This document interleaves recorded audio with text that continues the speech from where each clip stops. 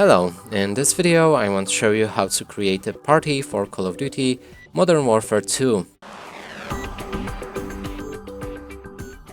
And to do this you'll need to open your launcher right here, then go for social, then you'll be able to see all your social activity, that means your friends that are currently playing or having the Call of Duty. Select them and then invite to party. There's also another option. Select the invite players right here. Then you'll be able to pick multiple friends to add if they're playing it, the Call of Duty.